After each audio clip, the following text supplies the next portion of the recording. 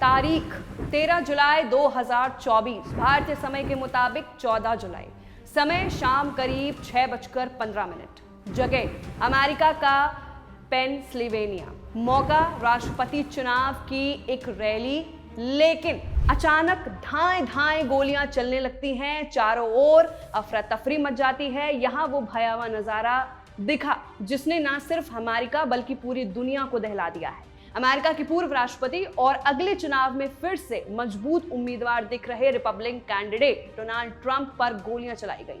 गोली ट्रंप के दाहिने कान में लगी और कान के ऊपरी हिस्सों को छेदते हुए पार हो गई। तुरंत सीक्रेट सर्विस के एजेंट्स ने ट्रंप को घेर कर अपनी निगरानी में ले लिया। पूरी दुनिया में खून से लथपथ ट्रंप के चेहरे की तस्वीर देखी। फायरिंग के ठीक बाद जब ट्रंप को घेर कर सीक्रेट सर्विस के एजेंट ले जा रहे थे, तब खून से लथपथ चेहरे के साथ ट्रंप ने अपना कसा हुआ मुक्का ऊपर उठाकर जनता के बीच लहराया और चुनाव में और मजबूती से लड़ने का अपने समर्थकों को संदेश दिया। अमेरिका में राष्ट्रपति चुनाव में अब लगभग 100 दिन ही शेष हैं। इस बीच डोनाल्ड ट्रंप पर हुए जानलेवा हमले ने पूरे चुनाव कैंपेन को नया मुद्दा और नई दिशा दे दी है। ट्रंप की रिपब्लिकन पार्टी ने बाइडेन प्रशासन पर सुरक्षा के मोर्चे पर फेल होने का आरोप लगाया है। साथ ही बाइडेन के चुनाव कैंपेन में उकसावे वाली भाषा का आरोप लगाते हुए इसे ट्रंप पर हुए हमले से जोड़ दिया है।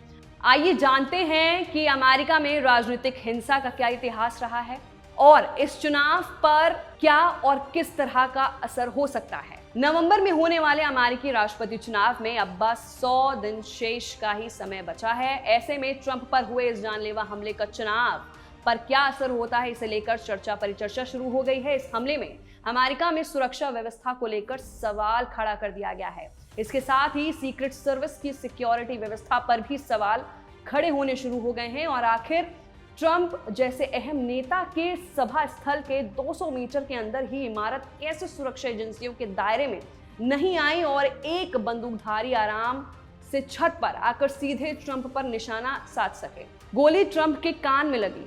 1-2 इंच भी निशाना इधर उधर हुआ होता तो ये ट्रंप के लिए जानलेवा साबित हो सकता था।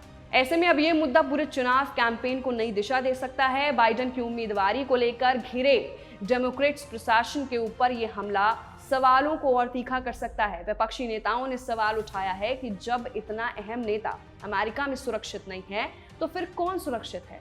हमले के तुरंत बाद खून से लथपथ चेहरे वाली ट्रंप की तस्वीर को बेटे एरिक ट्रंप ने सोशल मीडिया पर पोस्ट किया है और लिखा है, this is the fighter America needs. तो फिलहाल के लिए ये बड़ा सवाल है कि ट्रंप पर हुए हमले के बाद अब यूएस का चुनावी माहौल बदल सकता है।